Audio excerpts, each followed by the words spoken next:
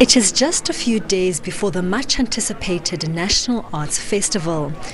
But this time, no vendors, crafters or rehearsals on the streets of Makhanda. All the energy has been channeled to a virtual space. Behind the scenes is where all the magic is happening. Even without an audience, the music plays on.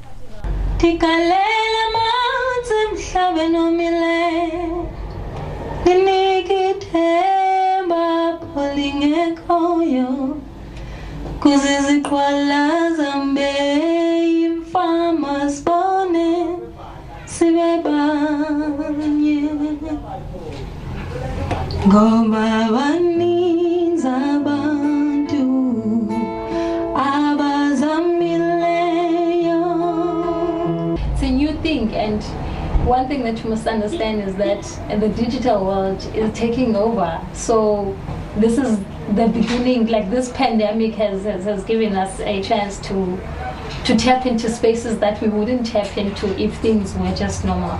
So this is a beginning of great things where we're gonna focus on more than just performing for people, but also reach people that we wouldn't even have a chance to reach them.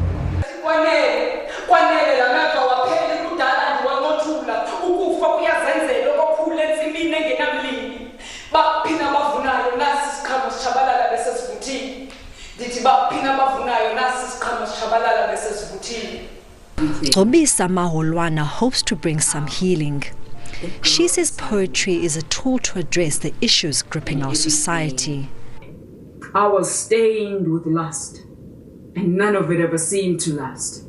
Yes, I was stained with lust, and none of it ever seemed to last. You see, these writings on my wall had become permanent. These writings on my soul could not be changed. These writings on my wall soul had become a part of who I was. I could not change it now. It was too late to turn back. But wasn't there anyone who could have told me that I didn't have to blame myself, that there was someone who wanted to forgive me? Because every time I looked at my wall soul, I only saw my marks. Wasn't there anyone who could have told me that I didn't have to cry anymore, and I didn't have to search my soul to find who I was? Being a wordsmith, me being a lyricist, I see the necessity and the importance of poetry staying alive, because sometimes as poets, we are the voice for those who cannot speak for themselves. We are the voice for those who don't have a platform to be heard. And we are the voice that brings hope to those that think that they are alone and they're suffering alone in the things that they may be going through. So when they hear our stories through our poetry, or when they hear us reciting, maybe not even necessarily something poetic, but something that I've seen in my neighborhood, and putting it into poetry and speaking out about it, they realize that I'm not alone. There's actually someone who can see what I'm going through. There's actually someone who can relate. There's someone who cares. There's someone who hears. There's a voice that can speak for me. And if poetry is not your cup of tea, experiencing magic is just a click away. Brendan Peel still has a trick or two up his sleeve. Finding the two red kings like that. See that? I just caught two cards just like that. Now, if these were the two red kings, you'd probably be quite impressed. However, I think you'll be more impressed if once again I just found the two black kings, because actually the two red kings are actually sitting in the glass over here. Magic. 99% of the stuff I do is in front of a live audience.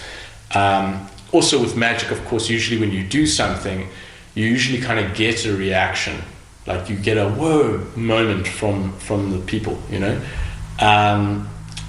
But when you're doing it, you know, just in front of your camera, there's no like whoa, there's no like kind of give and take of reactions. You can't feed off the energy as much from the crowd.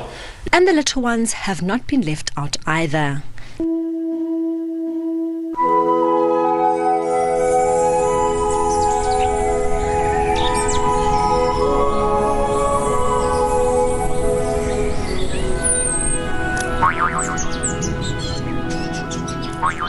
Linda Ward studied fine art and developed animation skills working as an apprentice at various studios in London. Her 1-minute online story is also showcasing at the Arts Festival. The story, Not As Sweet As It Looks, is based on a book she wrote with her sister.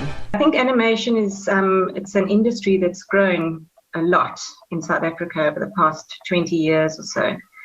And it continues to grow. And I think the awesome thing about the industry is it's very labor intensive. It needs a lot of people to make animated movies. So I think that's a good thing for us because it's all about job creation and getting people going. And there are some awesome young people working these days in South Africa.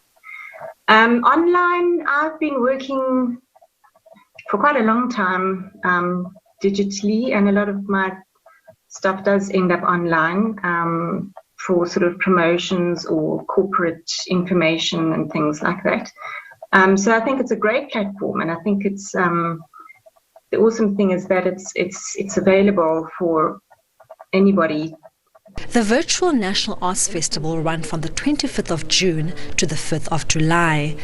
The festival website will serve as a portal for short films, virtual art exhibitions, online workshops, and other experiences and events. Each day an online program will be posted. Tickets are available on the website.